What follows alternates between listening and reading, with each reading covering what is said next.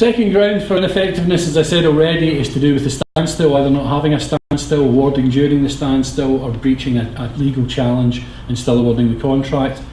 That's deemed ineffectiveness, but as I say, that's a technical breach rather than an antecedent breach.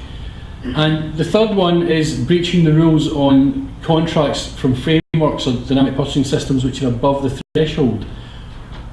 The ruling is now, in terms of the UK, and I include Scotland within that, that where there's a framework contract, if the purchase is above the EU thresholds, that's 100,000 roughly for central government and NHS, and 156,000 for local government or other bodies governed by public law, there has to be mini competition within the framework.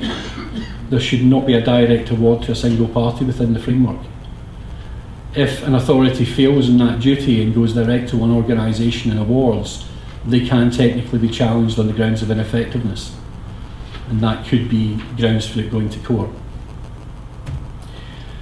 As I said, the court is supposed to look at setting aside unless they see good reason for maintaining the contract, and that good reason isn't either because of financial cost to the authority or the embarrassment it might cause the authority or anything else. It has to be a proper justification. So for example, catering service in hospitals, patients still have to be fed. You wouldn't cancel the contract, you may shorten the contract.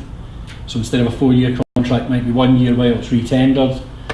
Damages can still be awarded and civil financial penalties levied on the authority. But it would be extreme circumstances where an authority would say it's in the general interest not to overwrite this contract, to allow it to continue to run its course. It can be done, but it would be extreme, and we're still to see the first example of that happening. If the authority does decide to take route, as I say, to take challenge, the route they can take is either they can cancel or they can shorten the contract. They can levy civil financial penalties, and what's very interesting is that what it says in the rules is that those penalties are to be effective, proportionate and dissuasive. It means the public sector is not going to get a tap in the wrist. Any penalty which is raised against the public sector has to be high enough to put other public sector bodies off making the same errors or taking the same routes. So again, we wait with bated breath to see this when it happens, because I think it will be interesting. The reason we haven't seen it so far is there's been an extraordinary amount of cases in the last 2 years which have been settled out of court. So they've never actually had the court judgment because the authority is effectively settled with the complainant. Which is not a bad way still to get what you want out of it, but it's what's been happening. What has to be taken into consideration are all the factors around it, and we've even seen situations where, whilst there was one case recently in England, the name escapes me at the moment, but there was one case recently in England where the judge didn't see that he should set aside the contract, but he still allowed the case to go forward for a legal challenge to be made against the authority's actions. But he believed to set aside the contract would be damaging in terms of what was being delivered. So the contract itself was allowed to commence, but there will still be a legal case in the near future on the actual challenge itself. So we wait to see what the outcome of that is. Interestingly, these can all be put together. So you can have damages awarded, but the damages go further than it used to be, as you will see in a moment. You can have civil financial penalties, you can have contract shortening. It's quite effective in terms of the public sector, and I have to say to you, we've actually been doing training on this now for about 2.5 years. We've been doing it with legal firms as well. It's been fascinating how scared the public sector actually is of this process. They are concerned and worried now as to how they stand, because they realise that the private sector now has the ability to challenge them, now has the ability to take proactive steps where they believe they've been treated badly. And it is there for you. In Scotland, for example, you don't need to go to the Court of Session any longer, you can go to the Sheriff Court and bring a challenge. It's as simple as that. So it's not the expense it used to be. You don't have to go off and get Queen's Counsel. You can use a lawyer and go to the Sheriff Court in the first instance to bring a challenge, which is a lot cheaper. If there is legal proceedings, it will look at what the challenge is in terms of ineffectiveness. It will look at the claim. The authority has the right to seek to have the challenge discharged with the court.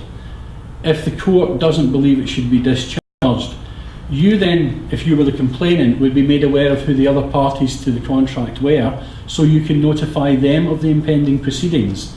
So if you think of a normal tender of 6 bids, and you're told you're unsuccessful and you believe you have a challenge, the authority will be obliged to notify you of the other 5 parties. The 4 others who were unsuccessful and the prospective winning bidder, you will then be allowed to notify them to tell them you're bringing a challenge and inviting them, if they wish to do so, to join that challenge. In terms of the prospective winning bidder, they now are going to be allowed to take part and will be able to sue for breach of contract if the contract is set aside. So you can have a situation of 6 parties all suing the authority at once. Added to that, you're looking at the civil financial penalties, you're looking at the setting aside of a contract, the retendering. It can be a bit of an issue, and cost-wise it can be a bit of a nightmare for authorities. You have the right to start challenging. Your first step now in Scotland is not necessarily the court of Sheriff Court. Your first step, if need be in Scotland, is to take or make contact with a body called the Single Point of Inquiry, which exists within the Scottish Procurement Directorate. And the Single Point of Inquiry is run by a chap called Ian Murphy, and it's there to look at complaints against public bodies in Scotland and where necessary to take action. If, however, they believe that you have a legal challenge, they will actually refuse to get involved. So it's almost informing you whether or not you might have legal grounds to move forward. Because if the Single Point of Inquiry does not take up your complaint, they're effectively telling you to go and talk to a lawyer, because they believe you might have grounds for a legal challenge. They have no desire to get involved in that. So I would say any complaints now about organisations in Scotland, you go to the Single Point of Inquiry. Interestingly, and it's kept very, very, very quiet, there's a similar body in England, which is run through what's left of the Office of Government Commerce. There is an organisation there as well, which is called the Supplier Feedback Service.